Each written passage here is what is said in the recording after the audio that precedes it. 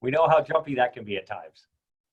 So I don't know if you heard the beginning, both of you too. I just introduced you both. I talked about what we're here to do, present the plan that you two have put together, along with input from a lot of members of parliament from right across the country on how we think as a country we should go forward with the idea of improving rural connectivity. So I'll leave it to you guys to make a quick introduction and go right into it. We're going to share the screen so our participants here can see what's going on and follow along, and then we'll have questions at the end.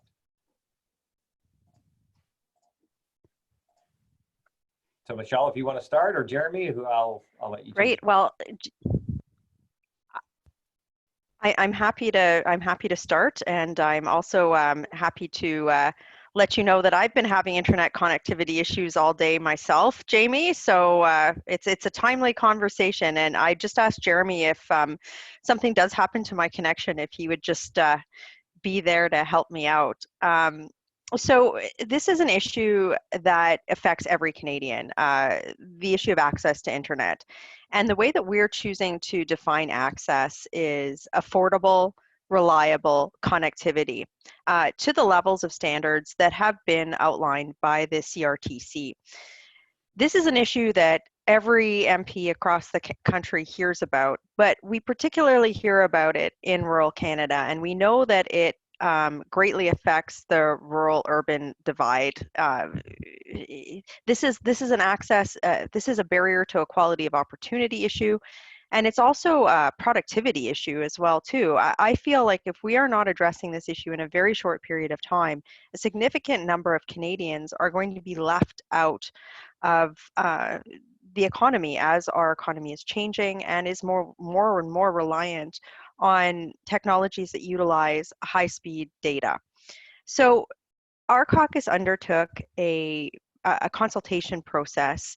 I'm really proud of the work that we did. It involved dozens of our colleagues. My colleague Jeremy Patzer is here, as Jamie mentioned.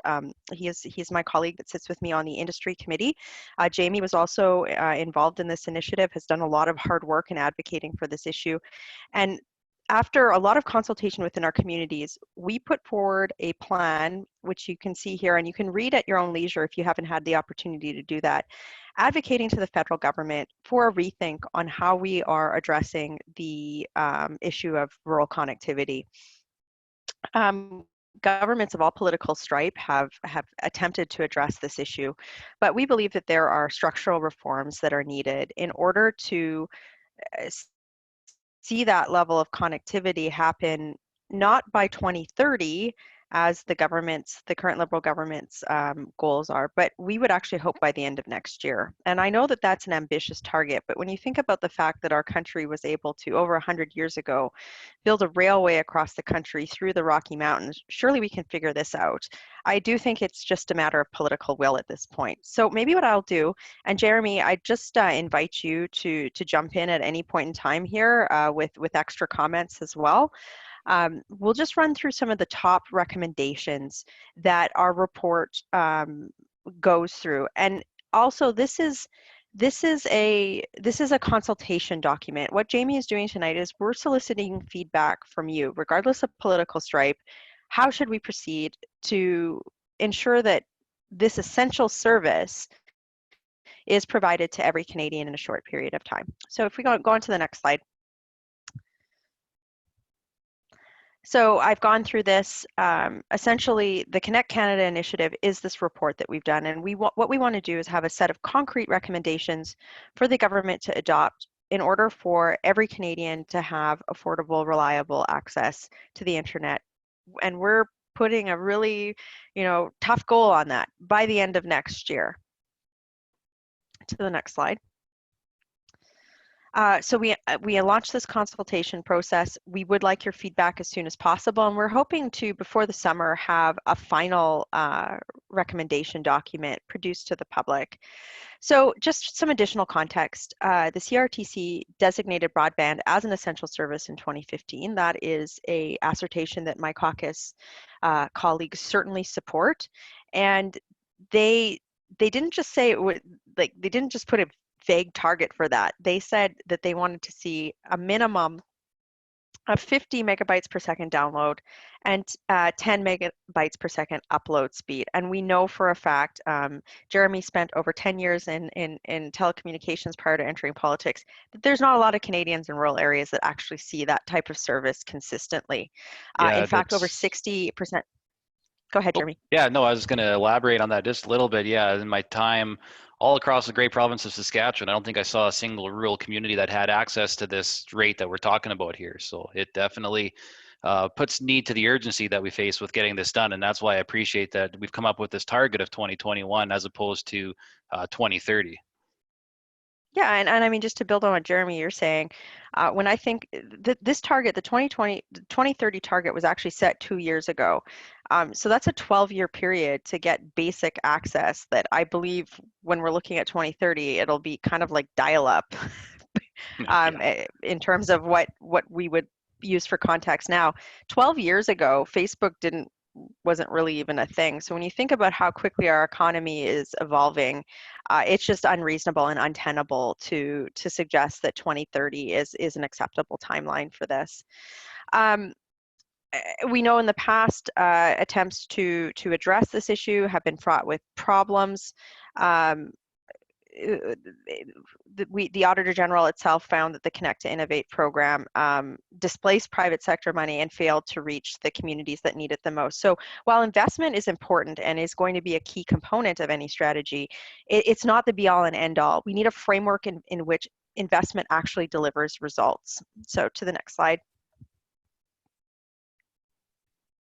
So what is that framework? We have some key recommendations that we hope are a starting point to develop that new framework. So the first is to alleviate short-term bandwidth shortages. So a very good example of this would be the very tragic and terrible Lac-Mégantic situation, which happened many years ago in Canada.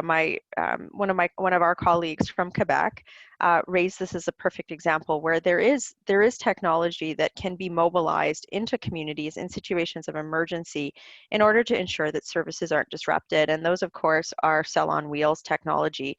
The COVID-19 crisis, we think, falls into that category as well, too. Many rural Canadians that are relying on internet right now, but don't have the ability to use that, especially when you're considering telehealth and other vital services. We want to make sure that while this is the issue of permanent rural connectivity is being addressed, the government also has the technology and capacity to address short-term solutions. So we've got a recommendation that deals with this. To the next slide.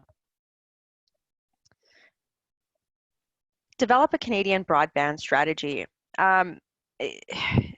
This is a very high level goal, but essentially what we want to do is ensure that the government has a framework that realizes that the current regulatory system we don't feel is adequate enough to actually deliver on any investment that is put into rural connectivity, and we've seen that in the past. So I encourage you to read this recommendation at length. It's a lengthy one. I don't want to read through it to you guys, but looking at things like how can we utilize public-private partnerships more effectively? How do we look at advertisement and enforcement of speed benchmarks? In fact, all of the rest of the recommendations that I'm about to go through, we'd like to see in a formal strategy so that any investment that the government makes can be measured against concrete system change so that we can ensure that taxpayers are getting value for money and that rural Canadians are actually getting connected in a short period of time. Next slide.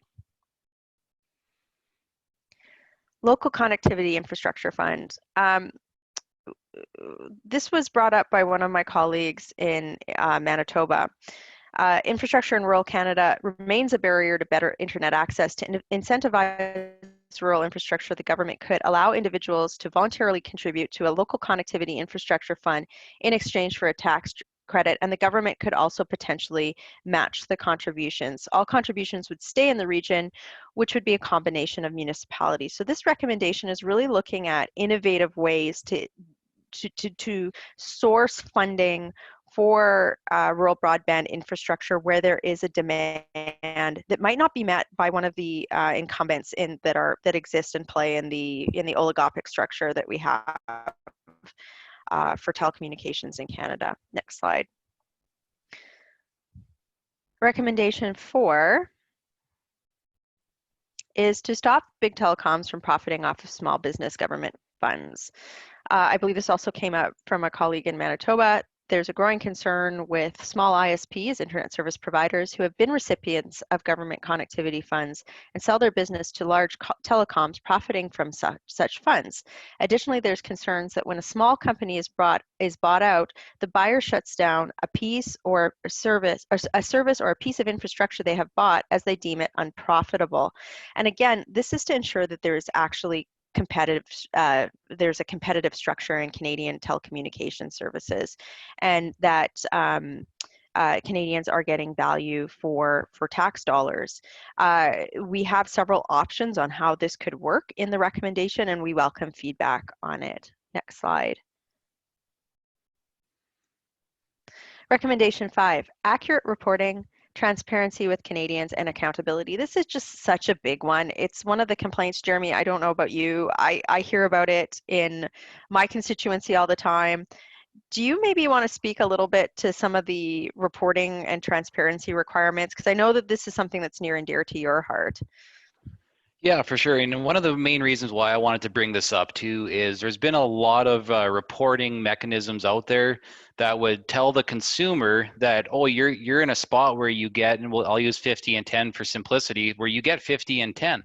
The problem being is that is a theoretical number that you as the consumer actually have no chance of ever getting and being able to use. So that's where the transparency and just letting you as the consumer know and realize what to actually realistically expect. And being that the companies are the ones who they have that first contact with you as a consumer. When you get your cell phone contract, when you get your internet plan, they're the ones that should be providing you with the exact information of what you can realistically expect. So that's the transparency part. Yeah, some of the mapping that's even used as far as the coverages, you know, for example, there's lots of the different provinces, different telcos, they'll use mapping and claim that, oh, we have, 98% of your province covered, or your region, we've got the whole region covered. But, hearing from you, that's definitely not the case. And everybody seems to have that 2% of no coverage zone following you everywhere that you go, right? So those are the real life scenarios that people are telling us about. So we need to make sure that we have accurate reporting, transparency, and the accountability in place to ensure that you get the information you need and deserve as the consumer, but also that it's incumbent on the telcos to provide that with you as well.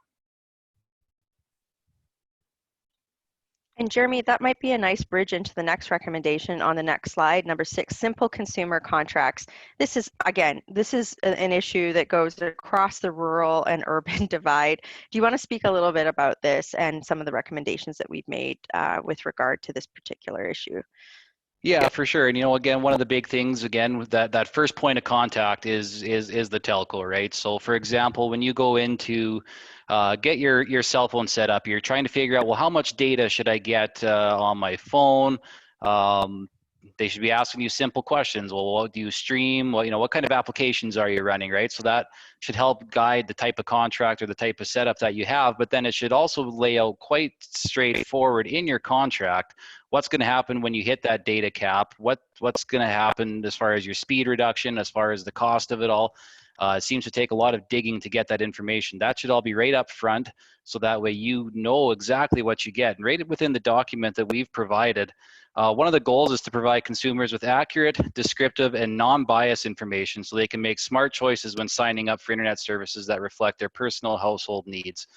So that's the official term that we've taken, and that again goes towards, what are you doing at home as far as the demands on the network that you're trying to get set up.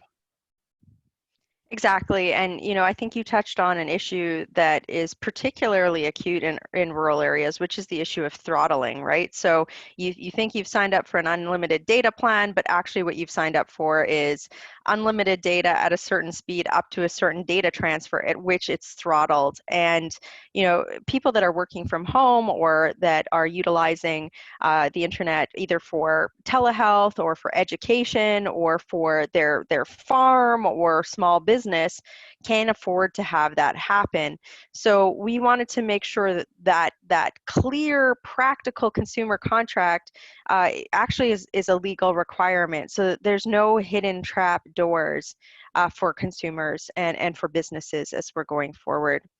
Recommendation 7, if we can go to the next slide, deals with municipal ownership models. This is a little bit more of a technical one, but our colleague Larry McGuire put this forward because he knows that there are certain not all municipalities, but some municipalities in Canada or groups such as First Nations communities that may actually want the right and ability to own and operate infrastructure. So the recommendation reads, as of right now, municipalities are unable to access existing rural internet programs as only existing ISPs can apply. If an ISP does not want to expand their infrastructure in a community or connect more individuals to their existing networks, there's nothing a municipality can do. So this recommendation seeks to deal with municipalities that want to or see either the necessity or practicality of operating in this space.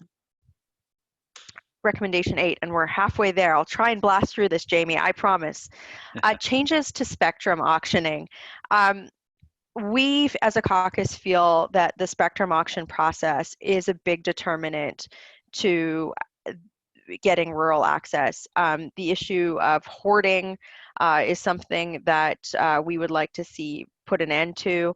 We think that there are better ways to address the public good of spectrum to ensure that it gets utilized in an appropriate way and in a more competitive fashion. Jeremy, did you want to give any practical examples of this or stop on this issue at all, or should we just move forward? For example, Xplornet would be a classic example of a company that this has a direct impact on as we're talking about getting internet to rural communities and out to farms and whatnot, is that spectrum, right? So if companies are hoarding that necessary spectrum to get the best quality service out and we're not actually utilizing that, we need to create a scenario where the right companies have the ability to get the spectrum that's required to provide the service that they're trying to provide, right? They might be set up to do it, but because of the lack of spectrum, they just can't do it. So, making sure that the process is fair for everybody to be able to get the spectrum they need, I think is a great place to start. That's a fairly, spicy recommendation that I know, but it's a big one, but it's one that I think we need to address very quickly, and I think it's part of the reason why we don't have the adequate rural internet access that we need. So recommendation 9, addressing infrastructure concerns. Inquiries about infrastructure leasing from secondary providers to major telcos are either highly overpriced or go unanswered until the telco has already run fiber in the area in question. Charges of anti-competitive practices cannot be proven because telcos say that the expansion was part of their business plans or coincidence. For these reasons, the government should set a required response time and a price cap per kilometers for infrastructure leasing by major telcos.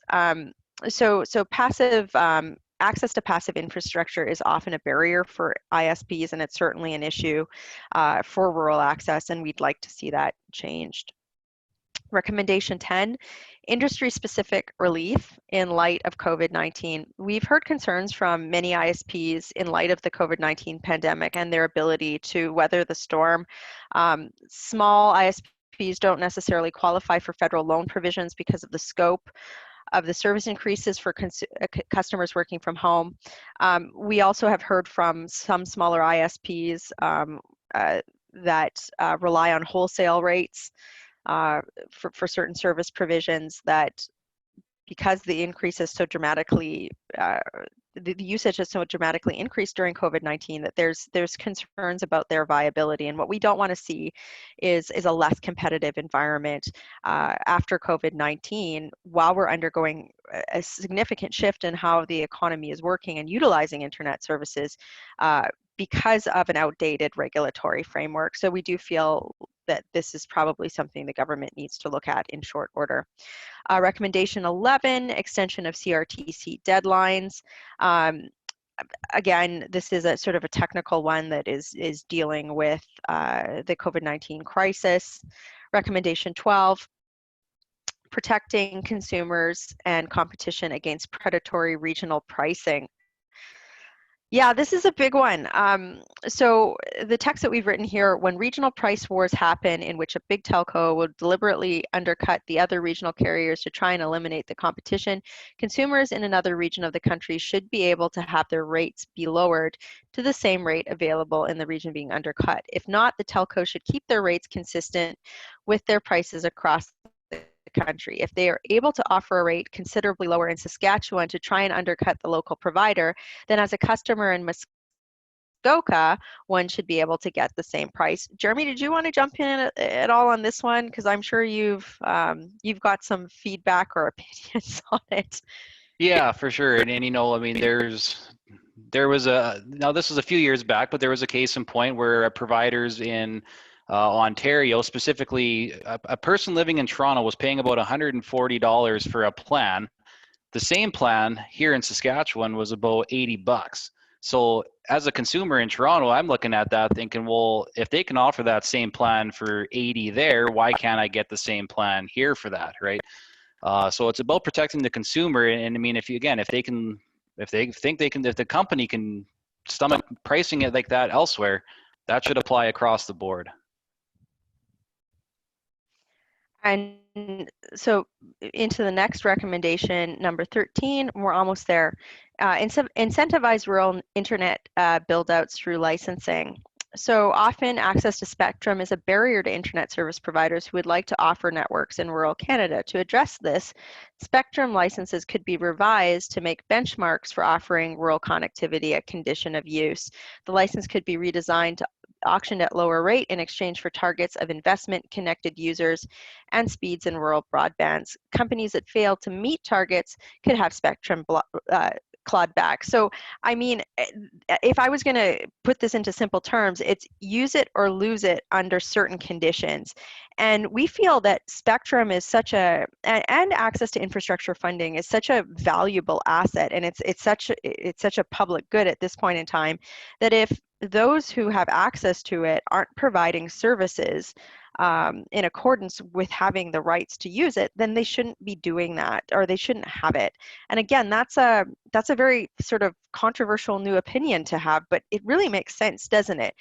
Yeah. The analogy that I kind of use that, you know, Jeremy and I have talked about, it's like, imagine, you know, the government owns an iconic building and it decides that it wants to rent it out. You would think that the government would put some conditions of use on that space because it's a public good and it's owned by the taxpayer and it's owned by the citizens of Canada. The same thing could be said for spectrum and for infrastructure. So that's really at the heart of that particular recommendation, which, you know, yeah, that would disrupt the current business model in Canada, but we do think that it would cause positive change that would incentivize the build out of rural infrastructure. Jeremy, you sounded like you wanted to jump in, or were you just being like, yes, that's awesome? Well, 100% yes, that's awesome, right? And it's, you know, again, how do we get reliable, usable rural internet for people all across Canada, right? You know, here in Saskatchewan, we're about as rural gets, right? So this definitely hits home here for people, not just in my riding, but across the province and in this part of Canada. So that bridges us into the last recommendation, which is government investment. And we put it last, not that it's because it's not important, but what we find is that, especially with this government, spending has become a metric, right? So if you ask, okay, well, how did you solve this problem, or has this problem been solved? The response that often comes back is, well, we're spending money. But for anybody who runs a household or has a small business, you'll understand that if you spend money and you don't have something to show for it, it's not a good investment, and you're probably going to have to account for that. So we feel that government investment is going to be critical, but it has to be made within a framework that's going to see results.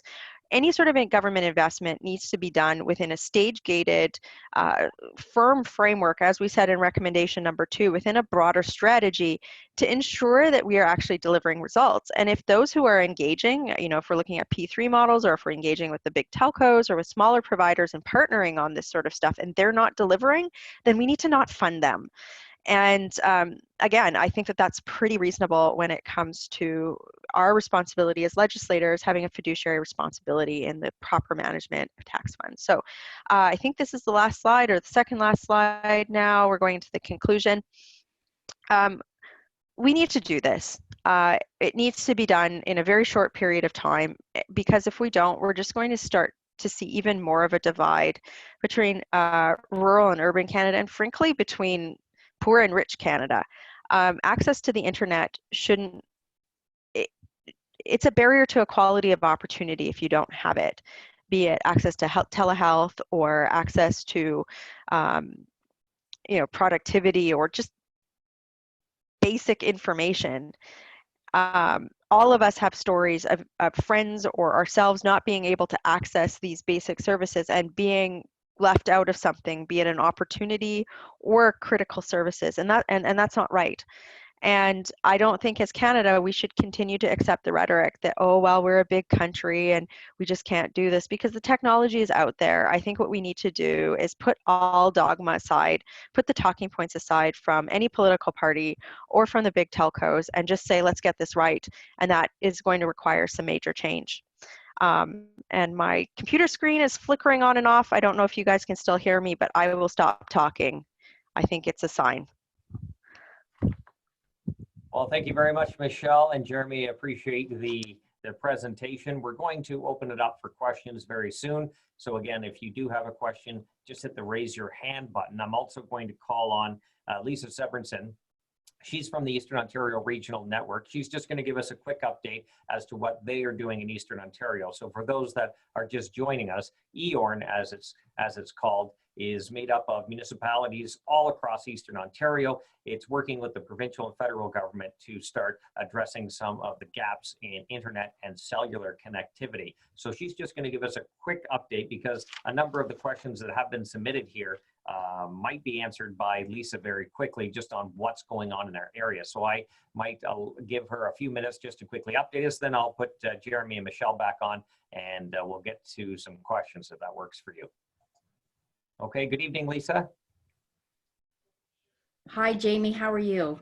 I am wonderful. Thank you so much for joining us. Great, it's a pleasure.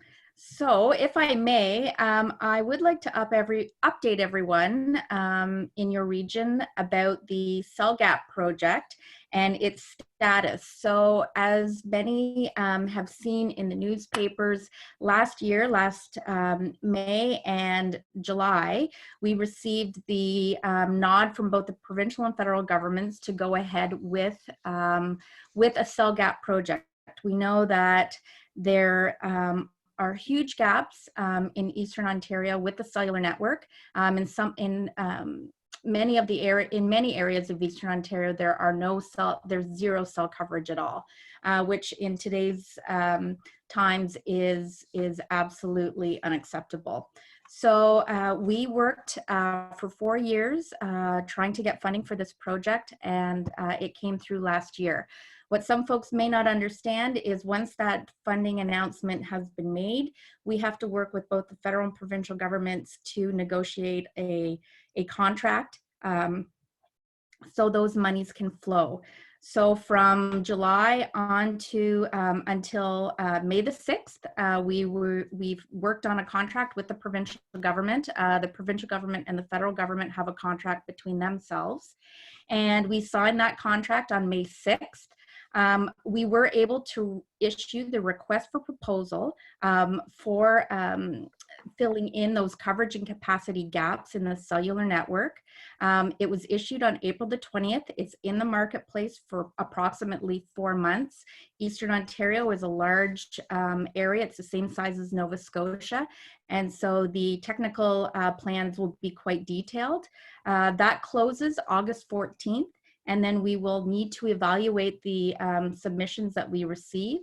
We're hoping that we can choose a preferred proponent or proponents in the fall and negotiate contracts with them and have those completed by February of 2021. And we anticipate that construction can start in the spring of 2021. Right now, we have a 5-year timeline to complete the project. So our goal is to have it completed by 2025. We will have ongoing contract monitoring with the private sector partners until 2030. And our goal is to ensure that 99% of the area where people live, people work, and travel on major roadways have the ability to make a phone call. 85% of that same demand area, we want them to be able to utilize high definition video. So that's much more coverage. At this point in time, I know we get the question quite regularly. Our engineering model that we looked at and we created is based on LG 4G LTE, but with the evolution of technology, we don't know what the private sector will be bidding in their submissions, and we'll have to wait until the evaluations are done in August to be able to provide an update to residents on that. So that's the project that we're working on now. We have also done an analysis of what it would cost to bring that CRTC 5010 mandate to the region. As well, we also priced out what it would take to bring 95% of the region up to 1 gig. And so for us to bring that 5010 to 95% of the region, 75% would be wired. So that would be by fiber or a coax cable type of technology. And the remaining 20% would be a fixed wireless type of solution. We know that those costs run anywhere between $500 and $700 million. And if we wanted to push our area to the next to the next limit, which would be a gig to the home, and that would be to 95%.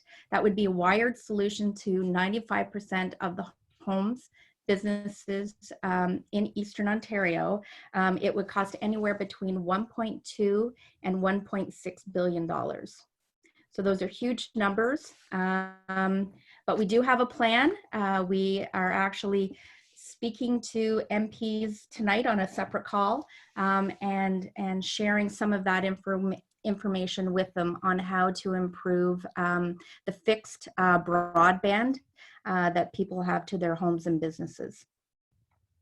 Okay, thank you so much, Lisa. I do appreciate your time, and I hope you can stick around for a little bit longer just in case we have local issues specific pop up.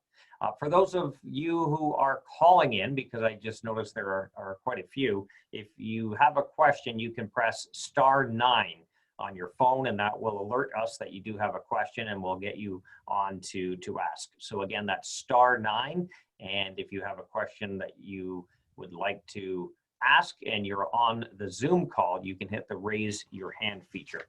So I think Michael had the first question here, and it's to actually Michelle. Michelle used the word oligopoly, and Michael would like to know how many service providers need to be present before it's no longer an oligopoly.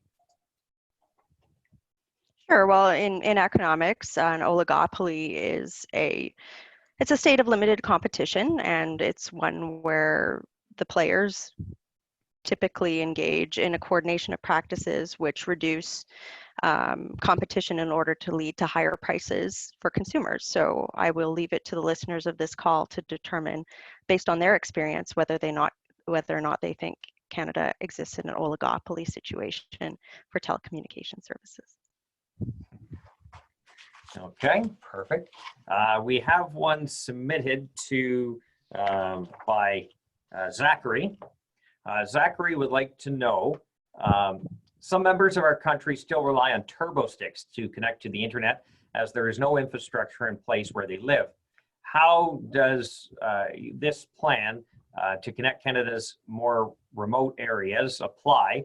and how will this be done cost effectively? And then there's a follow-up. Jeremy, do you want to take this? Because you guys were asking questions about this in industry committee just 2 days ago. Yeah, so one of the big, when we're talking about the far remote areas of the country, I think satellite is where the conversation is heading on that as well. The wireless, the fixed wireless technology is where a lot of the growth and where the opportunity, I think, lies in this, and I think that's where a lot of the industry is looking to go. There's obviously going to be a huge need for investment into we'll call it the backbone or the backhaul of the network in order to do that, in order to provide the consistent and reliable speeds that people would require and rely on, and that would provide you with a in-home router as opposed to relying on a simple rocket stick that you plug into your laptop or into your PC to get that service. So that way you'd be able to have your own internal network in your house as opposed to just one device. That's it. I think his follow-up question was answered, but I'll throw it out there anyway. When this new infrastructure is in place, as Jeremy mentioned, will consumers have a choice between internet providers or only have one option? Yeah, and I think that's part of why we've done this entire document here, right? And going back to the first question, even as far as is there an oligopoly or not, right? Especially if you live in a rural community or out at the farm, what are your options, right? Do you only have the option for one provider? Do you have the option for 3 or 4 different providers in your small town community? The answer most of the time is going to be no, right? You only have one provider that's investing in your area, and then that'll lead into that predatory pricing issue that we've raised up, where maybe one of the other companies says, well, hey, we can serve that area, so they're going to come in, undercut the company that's made the huge investment to get the infrastructure in place and push it out of town, and then your service will be reduced because they're not going to be able to provide that same level of service. So it's a big issue at play here, but yeah, I hope that answers the question there. Okay, this next one comes from Mark. As a person with special needs, a small family business which has changed the way it operates due to COVID-19, when can we expect reliable, unlimited internet use and not depending on cellular structure? And I think Lisa touched on that again, but I don't know if Jeremy, Michelle, you want to answer that, or maybe Lisa?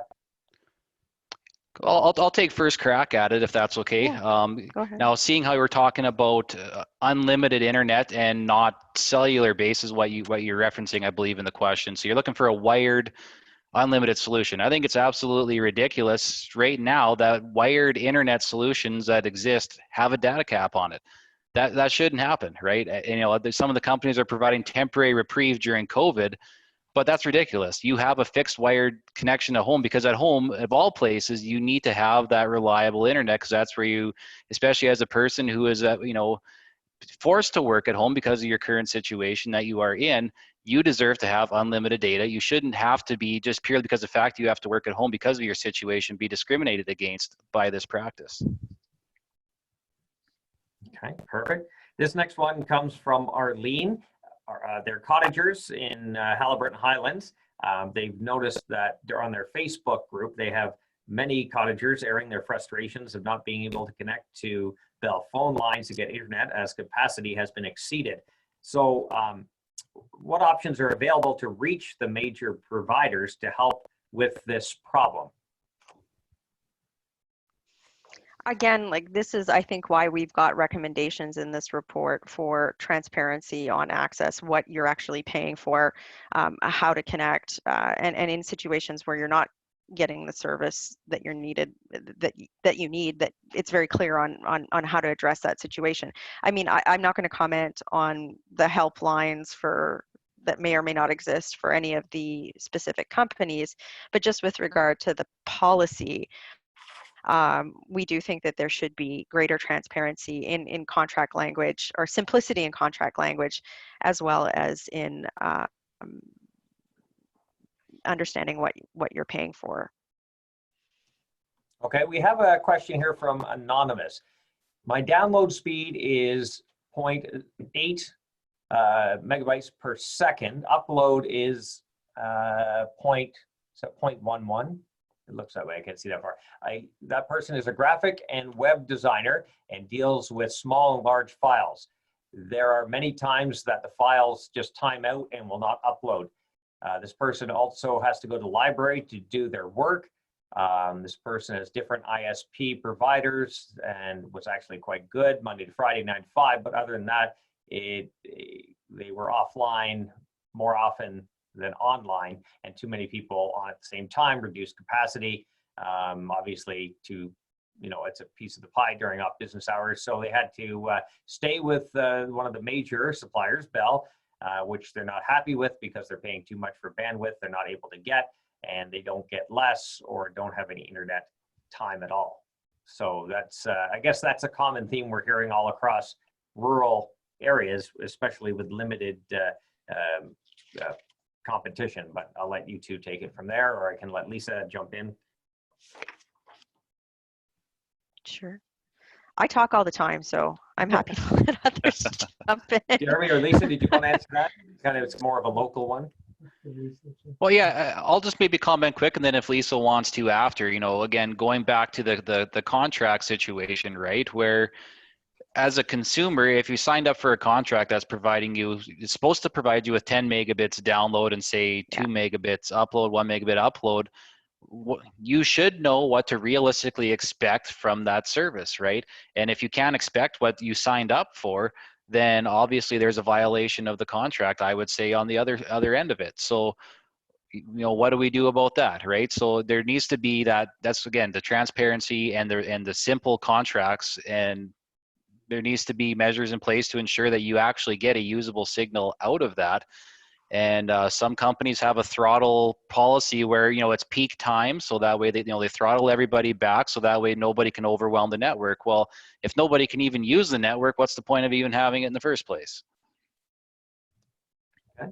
And Lisa, did you want to add to this, or? Sure. So I don't. Absolutely. I guess Oh, sorry. Go ahead, Michelle. Sorry.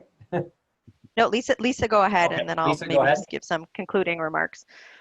So I agree with many of the points that have been made already. EORN did try to, in one of the submissions to the CRTC, on one of their consultation processes, we did recommend that because in every contract it says up to, and up to are the two worst words I have ever seen in any contract, because of the fact that they can be, people don't get what they are expecting they should be getting. So we did really push for having minimum standards that they would have to at least offer it. So if they weren't going to offer you a 10x1 service all of the time, they should be able to have a firm number that you knew you would get consistently. If Anonymous would like to provide, I can provide to MP Schmale my contact information. I do have contacts at Bell who were responsible for building out our first project, if that's who your supplier is. And I can connect with them to see if there's anything they can do, or at least give a reason why the speeds are so low. I'm not sure what type of package you have either, and that sometimes comes into play. I know, especially in the rural areas, there's lots of old copper wiring that brings that DSL service into the homes, and some of it is degrading quite a bit as well. So, if we were able to get some of that money that we're looking for the 50-10, it would alleviate many of these issues. Okay, we have about 10 minutes left here, so I'll try to get to as many questions as I can. This one comes from Nancy. How do we get the attention of urban MPs and decision makers on the importance of this issue? To those of us in rural areas, it's as critical as public transit is to a city, and yet when we talk about our poor cellular and internet service, those who've never experienced it seem to think we're whining that we can't get Netflix. These are basic tools of business, not to mention education. I agree. So Michelle's got her hand urban up. MP here. I represent a riding in a core urban riding in Calgary, and this is such a good question. And maybe I'll answer it with just a couple of points. First of all, when we started on this issue, and I know it's ruffled a lot of feathers, the position that our caucus has taken on this, because it's stirring the pot. We started by saying every Canadian should have access to the internet. And again, access being defined by affordable, reliable connection. And that's not the case right now. And I think what COVID-19 has done is actually, in some ways, bridge that divide, because it has become a barrier to equality of opportunity, not just in rural Canada, but in urban Canada as well. People that do not have access to reliable cell service or have data caps, they're not able to participate in society in the same way. So I think that this has been a wake-up call for urban Canada. That said, I do think that there is just writ large, there is more of the urban rural divide in Canada is becoming more and more of an issue, and not just on this particular issue, but in regards to a bunch of other stuff. I think a key way to bridge that gap is by getting access, right? Especially politicians who use terms like economic diversification, or might not support natural resource projects, or don't necessarily like agriculture. How is any business supposed to thrive in rural areas if they don't have access to the internet? It's just crazy. So we've been trying to take an approach that, obviously we've got this report now for rural internet. I was actually asked the same question, Nancy, in my town hall that I did a couple of nights ago in Calgary. And the question was, why did you issue a report on rural internet? And it's because there are specific issues that prevent rural Canadians from having access, and we need specific policies to address that, in the context of knowing that Canadians pay exorbitantly high prices for data compared to peers around the world. We are lagging behind in terms of productivity because of that, and that is only going to get worse as technologies that decrease data latency are deployed across Canada. And what that means is technologies that rely on very fast data transfer. So we have to get ahead of this. It's a priority for our caucus, and we are saying 2030 is not acceptable. That is not acceptable federal target. We should be aiming towards the end of next year. So you've got my attention. You've got the attention of virtually every other urban colleague in the Conservative Party. And I would hope that this is a cross-partisan issue as well, too. We're seeing, other parties, Jeremy and I serve on the industry committee, start to say, like, yeah, we've got to get this right. So we just need to speak up, and we need to fight. And we shouldn't be accepting the status quo or the talking points of some of the major players that their business model exists based on the status quo. We should be managing to access. And that is what our caucus is doing. This next question comes from Tracy from Haliburton. You touched on just a bit there at the end. Her first question was answered. She submitted 2 questions. Her second one is, what can community groups do to get improved service as soon as possible? Is there a grassroots effort that can be done to get people's attention? I think we touched on it a bit, but if there's anything you two would like to add, or Lisa, fire away. Yeah, I mean, I think lots of the telcos Jeremy, do you want to talk about this from your experience? Yeah, for sure. You betcha. And I think the telcos, they've indicated that they're willing to work with municipalities and whatnot as well. We've seen some municipalities just take the bull by the horns themselves, where they build their own infrastructure, and then they reach out to the companies, and then they come and they get service working, right? So there's been some different initiatives happening that way. I know there's been some municipalities that have said, or some towns, for example, here in Saskatchewan, said, hey, we want fiber optic in our community, right to the home. So what they did, they consulted the taxpayer. The taxpayer municipally agreed, hey, for X amount of dollars per taxpayer, we can have access to the same level of service that they have in the major centers here in the province. They accepted it, and so the municipality paid for the infrastructure to be done and built, and the provider came in and provided service. So there are definitely options available and out there, and there is a willingness amongst most of the telcos anyway to work with municipalities and to work with community groups to do that. But again, it just takes that political will, whether it be locally or sometimes in a bigger, whether it be provincially or federally, to actually get that done. But in that case, it'd be municipally. They took the bull by the horns and got it done. So this next question comes from Eric, and Eric and I have spoken in the past. So will we catch up to the targets for bandwidth set by the CRTC before they are already obsolete? And I think Michelle touched on that, so did Jeremy. And then if they do, will the cost to the consumer, and I think this was addressed too, be no more than 50% more than the much faster connections available in the city for weaker service? So.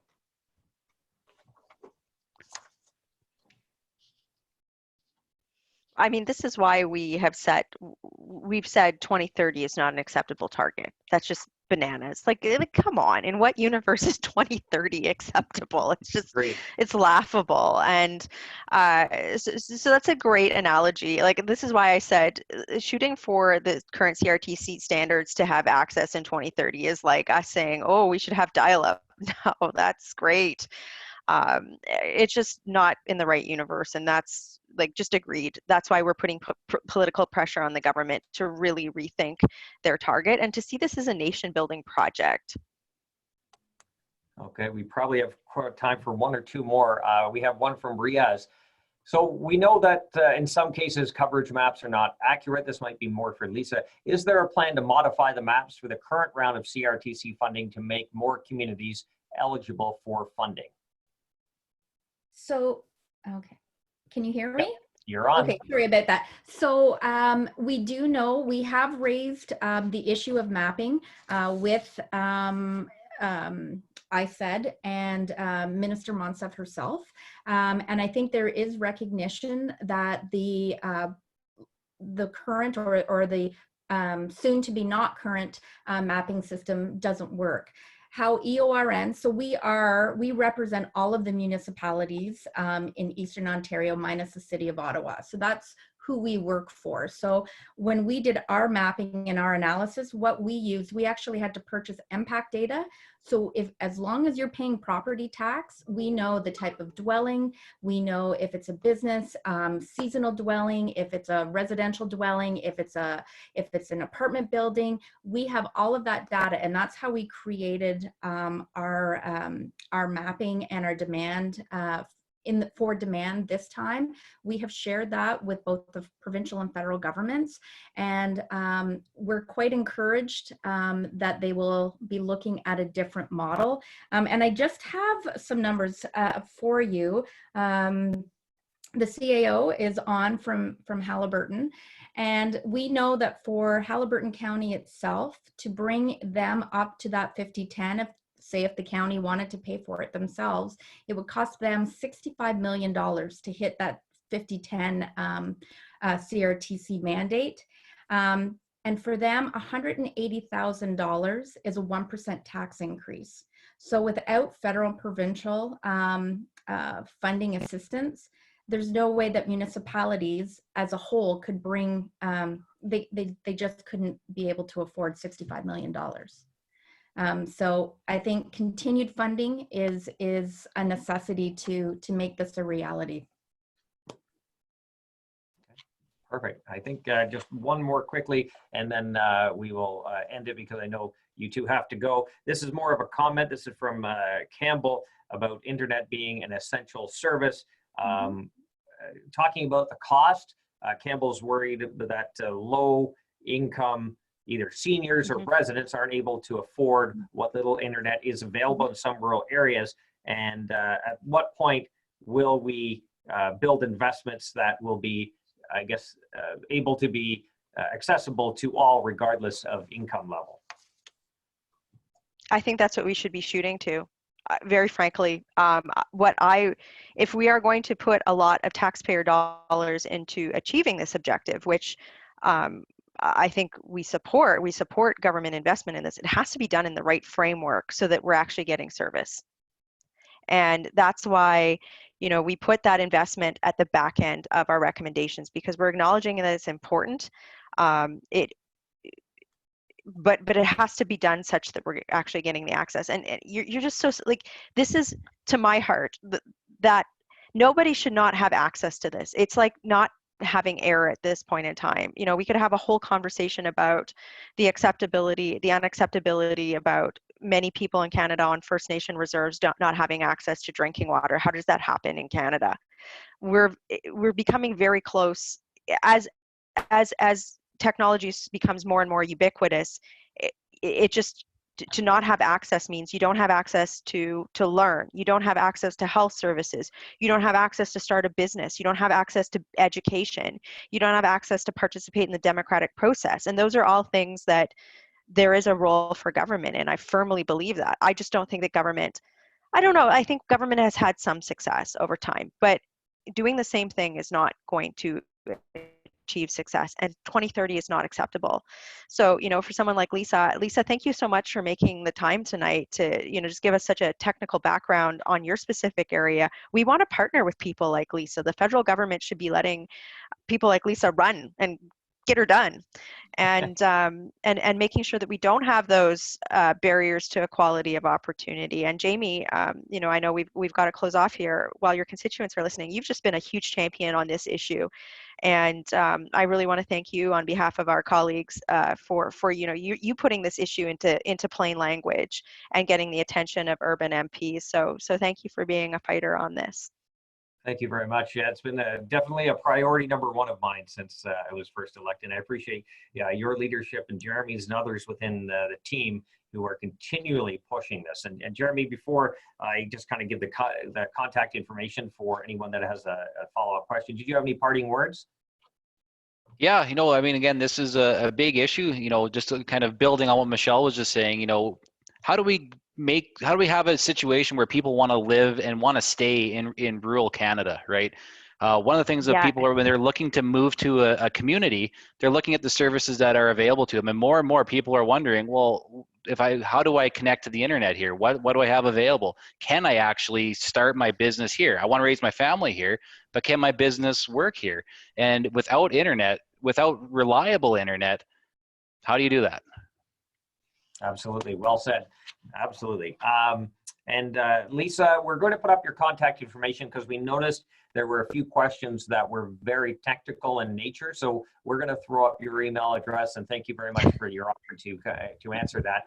And, we do have some questions. So thank you, Michelle. Rempel Garner, Member of Parliament for Calgary, Nose Hill, the Shadow Minister for Industry and Economic Development. Also, Jeremy Patzer, the Member of Parliament for Cypress Hills Grasslands and the Deputy Shadow Minister for Natural Resources. I appreciate your time. I know you two are extremely busy, so I appreciate your time talking to people in my area about something that is top of mind everywhere I go. And every time there's a question in the street or at a debate somewhere, it's always about internet, and rightfully so, as the reasons mentioned here today. So thank you everyone for joining us. Contact information is on the screen. If you have more, fire me off an email. We'll do our best to answer that. And hope you enjoyed the presentation. We'll also be putting it on social media for those that can get internet and are able to watch it. There'll be that opportunity to do so. So thank you very much, everyone. Have a great night. And thank you to my colleagues. Thank you, Lisa from Eorn, for joining us as well. Thank you, Jamie. Thanks.